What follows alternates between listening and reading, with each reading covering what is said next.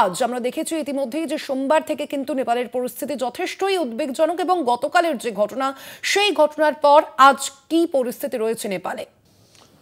দেখো, যতদূর সূত্র মারফত খবর পাওয়া যাচ্ছে, গত দুদিন অর্থাৎ সোম এবং মঙ্গলবারে যে ভয়াবহ পরিস্থিতি ছিল তার থেকে হলো কিছুটা সংঘর্ষ নতুন করে কিন্তু সে অর্থে প্রকটভাবে দানা বাঁধেনি। ইতিমধ্যেই কিন্তু ত্রিভুবন বিমানবন্দর সেনাবাহিনীর কবজায়, রাজধানী কাঠমান্ডু সেনাবাহিনীর কবজায়।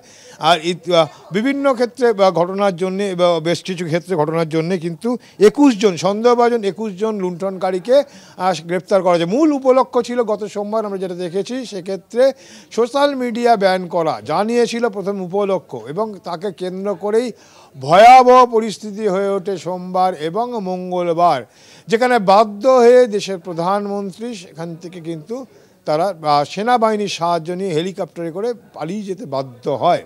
এবং সেই পরিস্থিতিতে এই মুহূর্তে সেনাবাহিনীর দখলে বলা যেতেই পারে নেপাল। এবং সেক্ষেত্রে ইতিমধ্যেই ভারত সরকার কিন্তু অ্যাডভাইজারি জারি করেছে। একদিকে নেপালে যাওয়া নিষেধাজ্ঞা জারি করা হয়েছে। এর পাশাপাশি যারা নেপালে রয়েছে, সেখানে পর্যটক হিসেবে যারা গিয়েছেন বা যারা ওখানে রয়েছেন, বহু মানুষ আছে যারা কাঠমান্ডুতে থাকে, বিশেষত আমাদের মেদিনীপুরে অর্থাৎ ঘাটাল, দাসপুর এই অঞ্চলের মানুষজন, তাদের উদ্দেশ্যে বার্তা ভারত সরকারের, সেখানে কিন্তু তারা যাতে সেখান থেকে না বেরায়, প্রয়োজনে দুটি হেল্পলাইন নাম্বার দিয়েছে, সেই হেল্পলাইন নাম্বারে যোগাযোগ করা। ইতিমধ্যেই সীমান্তবর্তী অঞ্চলে রাজ্য সরকার অর্থাৎ পশ্চিমবঙ্গ সরকার কিন্তু যথেষ্ট সতর্কতা অবলম্বন করেছে। কিন্তু নেপালের যে পরিস্থিতি এই মুহূর্তে যা জানা যাচ্ছে, সোশ্যাল মিডিয়াকে কেন্দ্র করে যে ব্যান যেটা হয়েছিল তা কিন্তু সেই আজ কিন্তু আস্তে ছড়িয়ে পড়ে। মূল যে বিষয়বস্তু যতদূর আমরা জানতে পারছি, যে দীর্ঘদিনের কমিউনিস্ট শাসনে তাদের একদিকে যেমন স্বজন পোষণ, বেকারত্ব, অর্থনৈতিক দুর্নীতি সব মিলিয়ে কিন্তু বিক্ষোভ কিন্তু দানা বাঁধছিল মানুষের মনে। আর সোশ্যাল মিডিয়ায় 26টি সোশ্যাল মিডিয়ার সাইট বন্ধ করে দেওয়ার পরই কিন্তু তা চরম আকার নেয়, এবং এর পাশাপাশি তরুণ প্রজন্ম কিন্তু রাস্তায় নেমে আসে। যদিও এটা একটা কারণ, কিন্তু পিছনে অন্য কারণ থাকতে পারে, যে কারণের পিছনে বিদেশি হাত আছে কিনা তা নিয়েও কিন্তু এটা কিন্তু দীর্ঘদিন ধরে এই কমিউনিস্ট শাসন এবং তাদের স্বজন পোষণ, দুর্নীতি, এটা কিন্তু বড় কারণ, যার ফলে কিন্তু মানুষের ক্ষোভ গিয়ে পড়ে সরাসরি শেষ পর্যন্ত। গতকালই আমরা দেখেছিলাম যে নেপাল সরকার তারা এই সোশ্যাল মিডিয়া ব্যান প্রত্যাহার করে নেওয়ার পরও কিন্তু মানুষের ক্ষোভ নেই। গত সোমবার আমরা দেখেছিলাম যেভাবে নির্বিচারে গুলি চালিয়েছিল, 19 জন তরতাজা প্রাণ সেখানে গেছে, যাতে মানুষের ক্ষোভের আগুন কিন্তু আরও বেড়েছে। বাদ যায়নি কেউ, প্রাক্তন প্রধানমন্ত্রীর বাড়ি থেকে শুরু করে দেশের সব প্রেসিডেন্ট যেও বাদ যায়নি কিন্তু দেশের অর্থমন্ত্রী সহ একাধিক মন্ত্রীর বাড়ি জ্বালিয়ে দিয়েছে, ভেঙে দিয়েছে, সংসদ ভবনে ভাঙচুর, অর্থাৎ ভয়াবহ আকার। গতকাল রাত্রেবেলা যতদূর আমরা খবর পাচ্ছি, গভীর রাত পর্যন্ত বিক্ষোভকারীদের প্রতিনিধিদের সঙ্গে কিন্তু আলোচনা হয়েছে, গভীর রাত পর্যন্ত আলোচনা হয়েছে সেনাবাহিনীর। অর্থাৎ সেক্ষেত্রে দাঁড়িয়ে আজ এখনও পর্যন্ত যা খবর পাওয়া যাচ্ছে কিছুটা হলেও শান্ত রয়েছে, কিন্তু পরিবেশ থমথমে।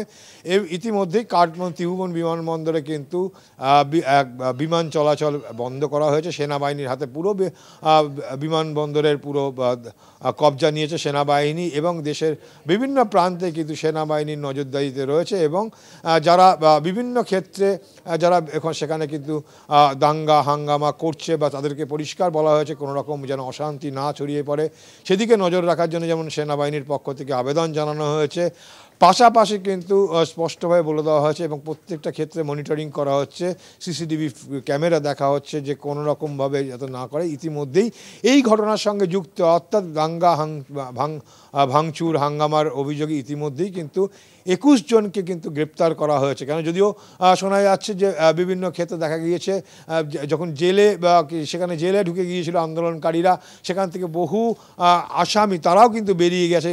তাদের মধ্যে বেশ কিছু লোককে দেখা গেছে প্রকাশ্যে বন্দুক হাতে নিয়ে তারা রাস্তায় কিন্তু নেমেছে, যা কিন্তু ইতিমধ্যেই কিন্তু যেটাকে কন্ট্রোল করার চেষ্টা করছে সেনাবাহিনীর পক্ষ থেকে।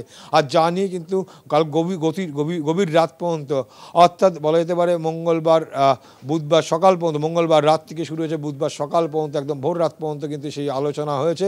সেই আলোচনায় কিন্তু যাতে সংযত থাকে মানুষজন, সেই এবং যাতে কোনো রকম নতুন করে কোনো অগ্নিসংযোগের ঘটনা না ঘটায়। কারণ গতকাল এমন একটা পরিস্থিতি হয়েছিল, সেক্ষেত্রে কিন্তু সেখানকার গোটা সরকারকে কিন্তু সরকারের যারা মন্ত্রী তাদেরকে নিরাপত্তা দিতে কিন্তু বাদ সেজেছিল পুলিশ প্রশাসন, এবং সেক্ষেত্রে বেশ কয়েকজন পুলিশেরও কিন্তু মারা যাওয়ার খবর পাওয়া যাচ্ছে। অর্থাৎ সব মিলিয়ে নেপালের পরিস্থিতি অত্যন্ত কঠিন, এবং সেখানে কিন্তু ইতিমধ্যেই কারফিউ জারি করা হয়েছে কাঠমান্ডু শহর জুড়ে, এবং সেই জায়গা থেকে দাঁড়িয়ে নতুন করে যাতে আগুন না জ্বলে সেদিকে কি সেনাবাহিনী কিন্তু নজর রেখেছে।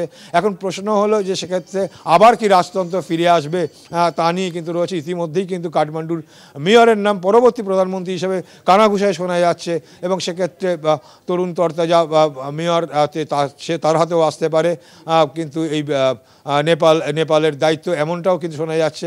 অপরদিকে রাজা তিনিও কিন্তু ফিরে এসেছেন, দীর্ঘদিন পরে তিনি ফিরে এসেছেন। তিনি পোখরানে ছিলেন, পোখরান থেকে তিনি কাঠমান্ডুতে ফিরে এসেছেন, এবং সেখানে কিন্তু প্রচুর মানুষ তাদেরকে উপস্থিত থেকে তাকে মালা দিয়ে বরণ করেছে। এবং এই সব ঘটনার পিছনে কিন্তু কেবলমাত্র যে সোশ্যাল মিডিয়ায় ব্যান করা তা কিন্তু নয়, পিছনে অন্য কিন্তু কারণ দেখছে রাজনৈতিক বিশেষজ্ঞরা। কিন্তু পাশাপাশি পশ্চিমবঙ্গের পরিস্থিতি, পশ্চিমবঙ্গে কিন্তু সীমান্তবর্তী রাষ্ট্র হওয়ার জন্য পশ্চিমবঙ্গের সীমান্তবর্তী রাষ্ট্র, এবং সেক্ষেত্রে কিন্তু দার্জিলিং একদম ঠিক নেপালের ঠিক পাশাপাশি, এবং সেই জায়গা থেকে দাঁড়িয়ে সীমান্তবর্তী অঞ্চলগুলো কিন্তু ভারত সরকার যেমন নজরদারি রেখেছে। পশ্চিমবঙ্গের যেহেতু পার্শ্ববর্তী অঞ্চল, কিন্তু সেক্ষেত্রে সেখান থেকে যাওয়ার ব্যবস্থা রয়েছে, নেপালে যাওয়া যেতে পারে, সেই জায়গা থেকে কিন্তু কড়া নজরদারি রয়েছে। গতকালই আমরা দেখেছি, গত পরশুদিন রাত থেকেই কিন্তু দার্জিলিং জেলার এসপি পুলিশ সুপার তিনি কিন্তু কথা বলেছেন রাজ্য পুলিশের মহানির্দেশকের সঙ্গে। সেই জায়গায় দাঁড়িয়ে বেশ কিছু জায়গায় কিন্তু ইতিমধ্যেই সেখানে কিন্তু নজরদারি রয়েছে, সেখানে কম্বাট ফোর্স নামানো হয়েছে। মুখ্যমন্ত্রী এই মুহূর্তে উত্তরবঙ্গে রয়েছে, উত্তরবঙ্গেও তিনি বসে কিন্তু পুরো বিষয়টা মনিটরিং করছে, এবং বারবার করে তিনি যাওয়ার আগেও কিন্তু দমদম বিমানবন্দরে তিনি জানিয়ে দিয়েছিলেন যাতে এখান থেকে যারা খবর যারা সেই তারা যাতে না যান। সব মিলে বলা যেতে পারে যে নেপাল মুখ্যমন্ত্রী জানিয়েছিলেন যে পার্শ্ববর্তী রাষ্ট্র যদি খারাপ থাকে আমরাও ভালো থাকবো না। সেক্ষেত্রে কিন্তু নিজের যে রাজ্য আছে সেই রাজ্যকে কড়া নিরাপত্তা দেওয়ার ব্যবস্থা যেমন তিনি প্রশাসনের পক্ষ থেকে করেছে, পাশাপাশি তিনি নজর রাখছেন যে রাজ্যের বাসিন্দা পরিস্থিতি যথেষ্ট উদ্বেগজনক। আপাতত ধন্যবাদ তোমায়।